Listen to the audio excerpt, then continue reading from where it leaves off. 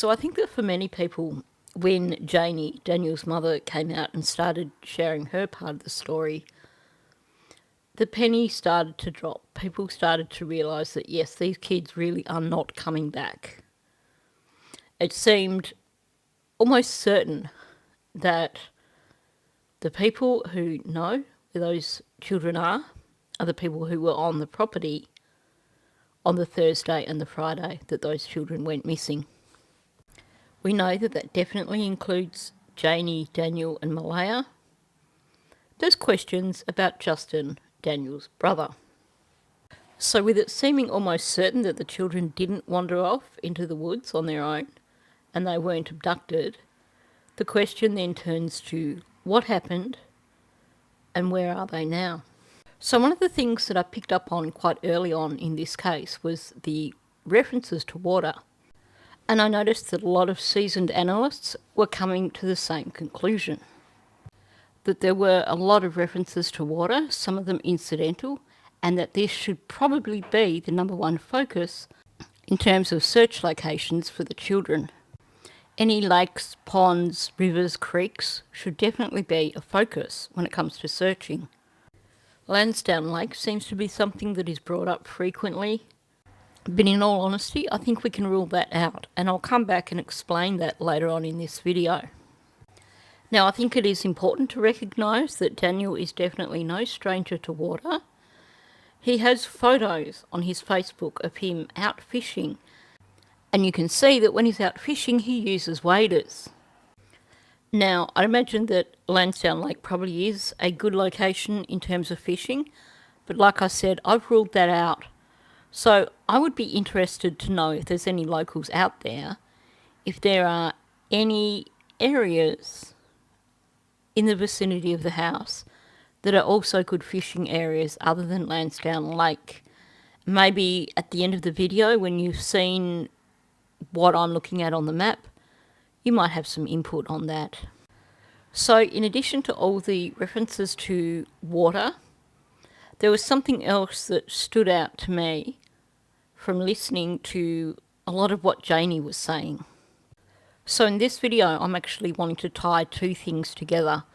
The notion that these children could well be somewhere near water, and the other information that we seem to have gotten from Janie and from Daniel. So I'm going to go through various clips and point things out along the way. And then when I'm done, I'm going to bring up some maps and discuss some possibilities. Now, I am by no means claiming that I know where these children are or that I could be remotely correct. I'm just presenting a theory based on statement analysis and a little bit of psychology.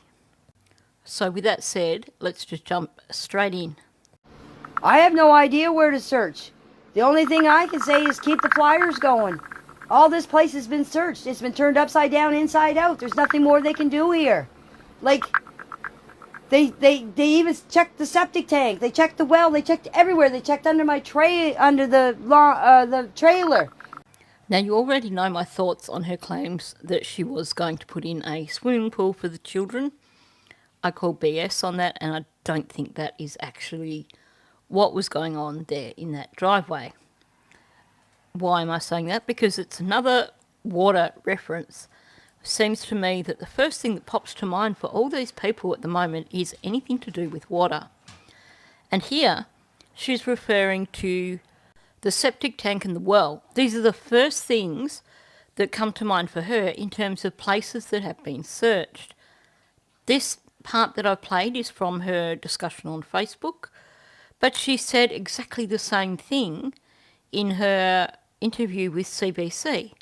So, of all the possible places that you could mention where searches occurred on the property, the ones that come to mind for her are locations where there is water. I mean, of all the possible locations that she can refer to on that property, the first two that she names up are septic tanks and water. Maybe it means nothing, but I thought it was worth mentioning. I appreciate the huge search effort going on right now. It's been raining and they're probably soaking wet, but with the sun today, I'm hopeful that they are feeling warm. Now, that first clip where she talks about the search efforts but says surf first, yeah, that could just be a slip up, or it could be a little bit of leakage there. When you see patterns in terms of what people are saying, then you do need to pay attention.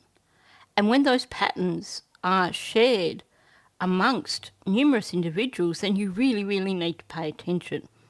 So I'm not prepared to completely disregard her stuffing up and saying surf first before she said search. To me, the second clip is definitely significant. She talks about the rain and how because of the rain they're probably soaking wet. Now, I would have expected her to say that because of the sun today, hopefully they're now dry or warm and dry. But she doesn't talk about them being dry. In fact, right from the beginning of that statement, she says, she's talking about the rain, and she says they're probably soaking wet, meaning that they still are probably soaking wet.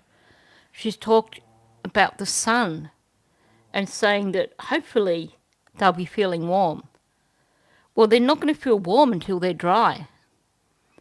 But her talking about them, they're probably soaking wet, basically implies that they're still soaking wet. So she's told us they are soaking wet, and she's not hoping that they will have dried. She's just hoping that they're feeling warm. That is a huge red flag for me, and that does suggest to me that these children could well be somewhere in water and that she is aware of the fact. Otherwise, I would expect to hear, with the rain, they probably got soaking wet, as in they were, but, that happened. But hopefully now, with the sun, they've dried out and they're warm. But that's not it. As far as she's concerned, they're still soaking wet. I mean, ever since the Friday morning, when we noticed that the children were gone, immediately jumped in the vehicle, surveyed all the areas, many dirt roads, many culverts as I could. Again, we're talking about search efforts, and he's searching along dirt roads and around culverts. I would have been searching in the bush around where they've got that little fort that they built. Not looking for culverts way off yonder or along dirt roads. I mean, honestly, the way he's talking, you'd think he was searching for Speedy Gonzales and the Roadrunner, not a 6-year-old and a 4-year-old who would probably be just wandering around somewhere close to home, not in a culvert off somewhere up whoop whoop, and not off along all these dirt roads. And yes, you get the snoring dog again. I know how she feels. I have a neighbour who likes to run their car outside my bedroom window at sparrow's fart crack of dawn of a morning for 20 minutes, half an hour, before they finally head off to work. I mean, can we just acknowledge here, if you live a fair way out of town and you have to leave home at really, really early in the morning when it's still dark, you might want to consider the fact that your neighbours are probably trying to sleep when your car is running. Sorry, just having a tired, cranky moment there. We were searching. We covered everywhere possible. Even in the first day we did. Even with me running through the woods, I was ahead of the helicopters and ahead of the drones and stuff like that. Screaming as loud as I can. And just until my throat hurt. Running through water that was up to my waist. Okay, before I talk about the water, why would you be running through water that's up to your waist when you're looking for a 6-year-old and a 4-year-old? Because they're not going to be paddling down the stream in little kayaks. But again, it's one of those water references, and this one is one of the most concerning ones for me. I am curious to know if at any point in time he returned to the property soaking wet, and this is an explanation for him in terms of why he returned to the property soaking wet. Now, I haven't got that particular clip. It may just be in an article, but you will remember that around the same time that he was saying this, he was also suggesting that Lily's backpack might be a bit muddy now. So it might not be this white backpack with strawberries on it. It could be a little bit muddy. So when you combine those two statements, that is a little bit concerning, or more than a little bit concerning. They hate being wet and cold, so they immediately would have came right back into the house. It seems to me that there can be no coincidence here, that both him and Malaya are concerned about the fact that these children don't like being wet and cold. So he's said almost the same as her, they hate being wet and cold. But he says this in terms of, well, they would have immediately come back inside. But that makes no sense, because it didn't rain until the afternoon on the Friday. So they wouldn't have immediately come back inside. To me, you telling me that they don't like being cold and wet, and then knowing that it rained on the Friday afternoon, that says to me that they were not capable of making it back home and making it back inside. But he seems to be equating it with when they first went missing.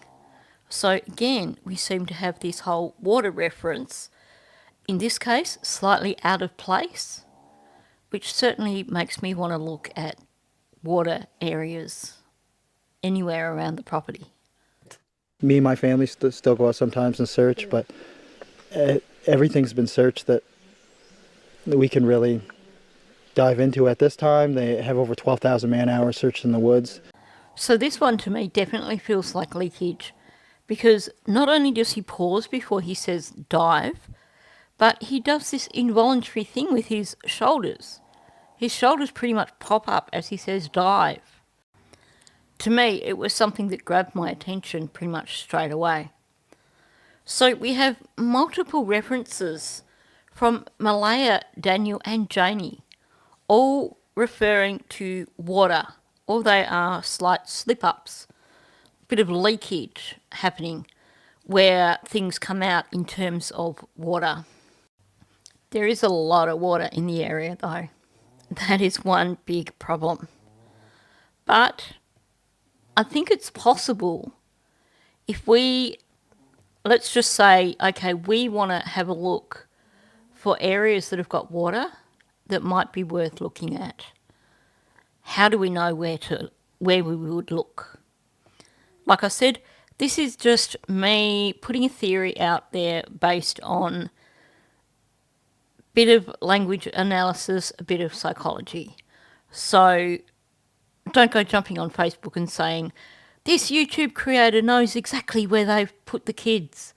You know, she's this freaking genius who has figured it out, because I can assure you I probably have not figured it out.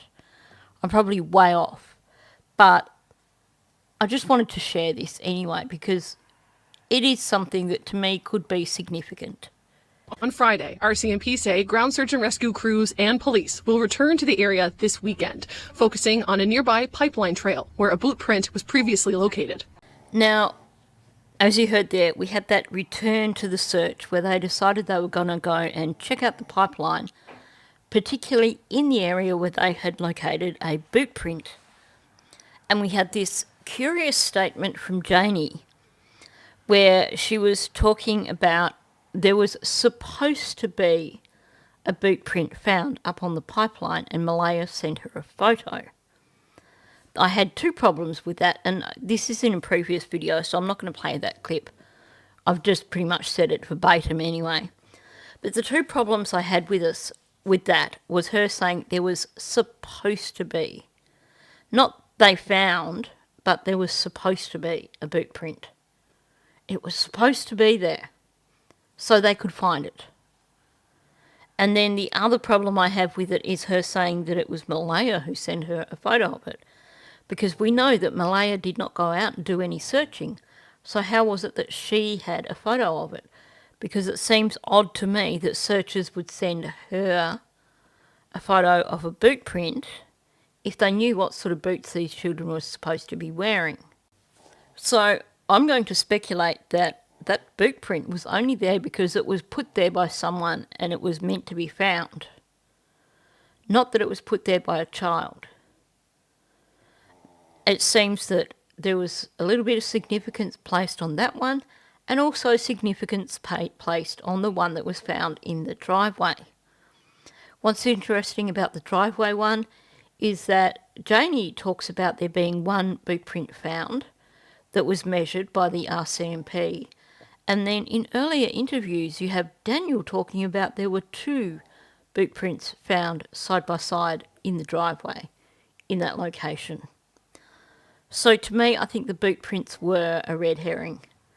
I particularly think that the boot print on the pipeline was a red herring. There was supposed to be, and that Malaya had the photo. I also think that given the location of the pipeline, had the children made it to the pipeline, by that stage, searchers would have caught up with them and found them before they could have been traipsing along the pipeline, leaving any boot prints. So I think that the search was misplaced when they went back and decided to search along the pipeline. And that is not just based on this one statement, but based on a few other things which I'm going to come back to now. How do I know they weren't in the woods to such a brief search? I know those kids. I've observed those kids. As I said, I walked with those kids through the woods. I had to carry Jack through the woods. He wouldn't go through the woods. He would stand there. He wouldn't go over a branch. He wouldn't go under a branch. I had to carry him over them. So I know they're not in the woods. As I said, I don't even like going through the woods because I don't like walking over trees and branches and bush. Okay, first of all, Janie's not the only one who is adamant that they were not in the woods. They did not wander off into the woods. But it's interesting here when she talks about they wouldn't have gone off into the woods because Jack wouldn't go through the woods. I had to carry Jack. And there's a pause. So, of course, my question there is, why did she need to pause for such a long time after saying I had to carry Jack before saying he wouldn't go through the woods? Was this a little bit of a slip up here? Did she carry Jack up through the woods? Maybe to meet someone on the path up the back, and I'll come back to that. Here is what happened at the end of my driveway. The altercation. My brother, me and Justin were out on the four-wheeler. We were up at the pipeline. We were coming out at the road called the Matheson Road. Now you can see the pin at the bottom, which is where the house is, and the location that she is referring to is where that little hand is that I'm using, pointing to there. That is an odd location. It is quite some distance out. And it makes me question why they were all the way out there. It does, however, highlight the fact that there are a heck of a lot of tracks out the back there, behind the property, where you could go.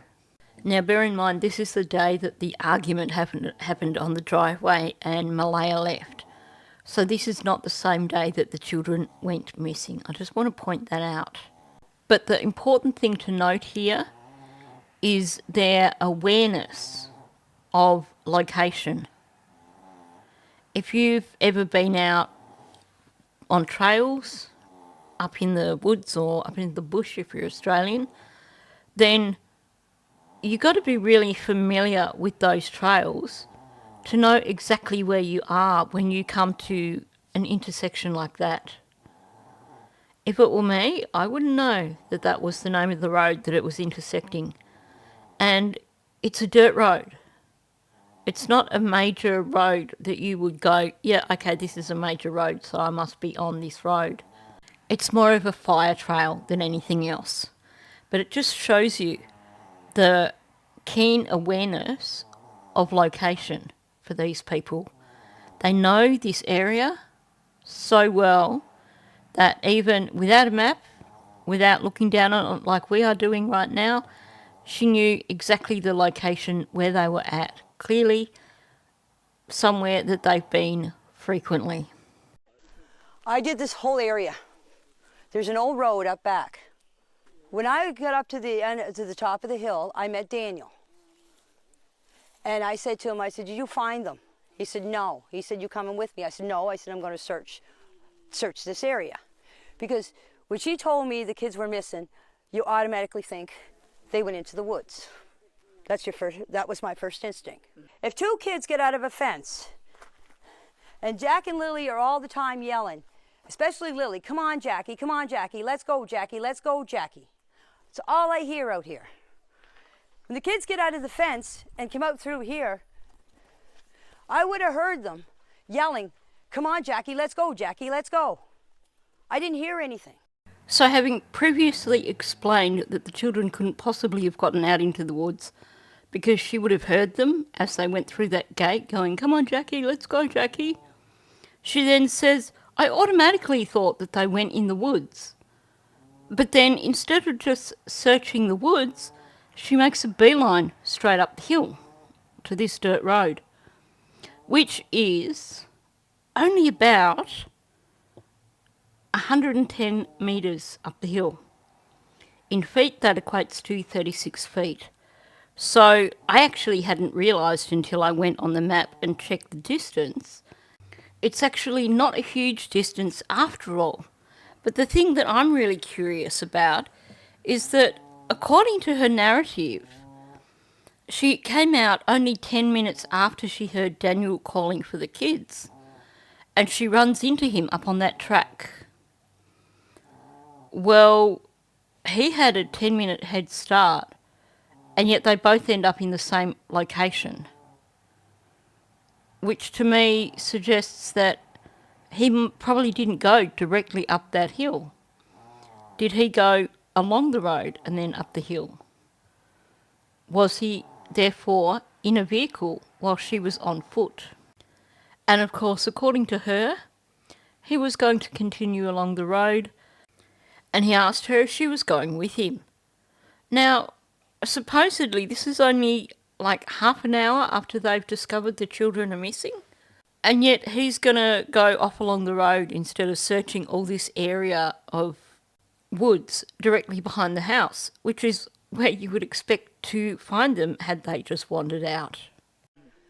So I went up and I did this whole area, this whole wooded area, right up to the top of the dirt road, came back down here and came back down the side of the road, came back down here and came back up the same spot. I went back into the house. By the time the cops were here, I don't know exactly what time, I didn't take my phone. The cops were here. Now let's just run with Malaya's story for now of her calling immediately when she realised the children were missing. Janie has basically, and Daniel, have basically headed out from the time the children were discovered missing. She's had time to go up to that spot at the road, supposedly searched all around the woods on the way back down, but somehow ended up walking back down along that road. So she's kind of got her narrative a bit confused there also. And then got back to the property and discovered the Mounties were there. Now we know the Mounties arrived pretty quickly because they were already in the area looking for a missing kayaker. So that to me suggests that she may well have just booked it straight up the hill to the road, walked, had a conversation with Daniel, walked along the road a bit, booked it straight back down to the property, at which stage she apparently went straight into her RV. She didn't go and speak to the Mounties. She headed straight into her RV, having just come back down the hill from searching for the children and seen that the Mounties were there. It's really odd behaviour, if you ask me. Was she putting something away in the RV that she didn't want seen? Which, of course, would tie in with what we know about her refusing for them to actually search her RV at first. Now, you may have figured it out from the map that I showed you previously, but this map here shows you really clearly where the pipeline is, and it is actually quite some distance from the house. Seems highly unlikely that that's where the children got to. Particularly, like I said, the Mounties got there pretty damn quick. If the kids were on any tracks, they would have caught up to them and overtaken them. So there's no way that if there was a boot print on that track that it would have belonged to one of the children. The only way it could have belonged to one of the children would be if it was from one of their boots, but not put there by them. Now, I'm going to come back to Daniel's talk about culverts shortly, but I just want to go back to looking on the map in terms of this access road. So now I've shown how you get to it. So as you saw, I showed with the track that Janie would have gone through to get up to that road. But as you can see, you can also access it with a vehicle if you go down the driveway of the property, along Gairloch Road a little ways, and then up that hill. So my question there is, we know Janie says she walked up through the woods. We have two people who aren't part of Janie's family who said that Justin was staying in Janie's RV. Was he there that morning when the children apparently went missing?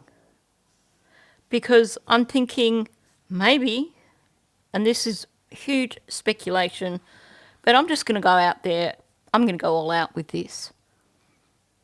Because it just seems, it really struck me, this notion of Janie running into Daniel up on that track. And then she comes back down and runs into the Mounties. Like she's basically made a beeline up the hill, turned around and come back. And I'm wondering if someone went up that hill with her, like Justin perhaps. Was it a slip up when she mentioned carrying Jack through the woods? Were those children carried up through the woods to that track where they met Daniel, who had a vehicle to transport those children? Something to consider. The thing that stands out for me is the utmost confidence that he has in terms of that the children aren't going to be found. He doesn't say it outright, but you can tell he is super confident about that. So that to me says that based on these comments about water, based on the fact that everything seems to focus up the back here behind the property, hitting on that trail and then going from there, it made me think that we are looking for waterways that are accessible from that trail, that old dirt road up behind the property. The reason I say forget Lansdowne Lake, which you can see that's the big one on the right hand side, is that in order to access that lake, there is a track close to Gairloch Road, which would be highly visible, and then the other tracks, which you probably can't see overly well here, but there's actually a residence alongside the other tracks that you would have to go along to access that lake. If you zoom in, there is actually a track that goes from that track behind the property across to where the lake is. But like I said, then the access to the lake is either along a track that is visible from Gairloch Road or past a house. If you wanted to go further back and access the lake further back, you are still going past that part of the road where there is a property. That's why I say I don't think Lansdowne Lake would be a consideration, because if you are taking two children, then probably you're not going to want to go past any houses. So I'm kind of heading in the opposite direction, away from the lake. Now, on the opposite side, I'm pretty certain, and correct me if I'm wrong, but I'm pretty certain that is the train line that runs along Lansdowne Road, heading the opposite way away from Lake Lansdowne. So what's significant about the train line? That's where you're going to find your culverts. So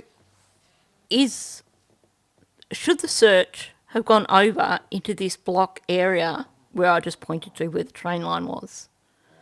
Should they be looking at all the little ponds and all the little waterways in that corner towards Lansdowne Road? Because that entire area can be accessed via fire trails, basically. And like I said, if you took a vehicle around, then you could meet someone at that track up behind the house with that vehicle. And then you have all these trails up behind the property where, being smaller trails, the chances of you running into someone are pretty slim. Why did I say at the beginning of this video that I believe that if they were searching the pipeline trail that they were searching too far out? Quite simply because I think, based on what I've seen of Daniel, I think he is a rather sneaky individual, and he would have wanted to make sure that wherever he went would be somewhere where he was less likely to run into people. Sounds like the pipeline trail is quite a popular trail area, so I don't believe that he would have gone as far as the pipeline trail or would have crossed the pipeline trail. Now, obviously, I'm working on a lot of presumptions here, which is not something that I would normally do. But I am also basing it on language analysis and looking at what people did at particular times, and of course on psychology. My thoughts are, if indeed it was Daniel who took those children somewhere and put them somewhere, which I do believe, then I think that the area that needs to be looked at is the area that I've highlighted. Any ponds, any creeks, definitely any culverts along the side of that train line, if that is indeed the train line. I think this fits with everything that's been said. I definitely think it's somewhere where there is water. I definitely think that it would be somewhere that would be accessible from the property without having to actually enter any roads where you could be seen. Now, just to give you an idea of what these culverts are like, this is an image that I found. I couldn't actually access the article because it was behind a paywall, of course, but it was in relation to some possible cover-up of people who died building the train line or something like that in the Pic 2 area, and they had a picture of one of the culverts there, so I thought I would show you that to show you what we're talking about in terms of the culverts. I would imagine that obviously if the children were hidden inside a culvert somewhere, by now they would have been located because the searchers would have surely searched in all of them. But something worth making note of, since it was something that he made reference to. But, you know, like everything else, it was still a reference to water. So I'm still very much thinking these children are in water somewhere. So I know this video was a slight departure from my normal style. And like I said, I am by no means claiming that I know where these children are or that I could even be remotely correct.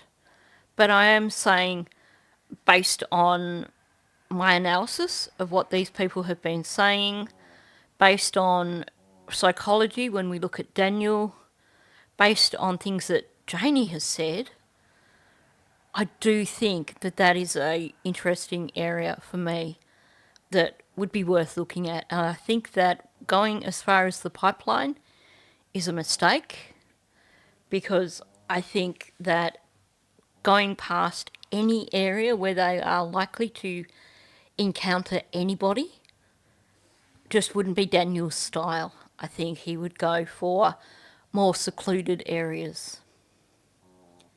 Again, lots and lots of speculation here. Please don't go quoting me. Please don't go telling people that I've figured out where they are, because I haven't. This is just, I am speculating just like the next person.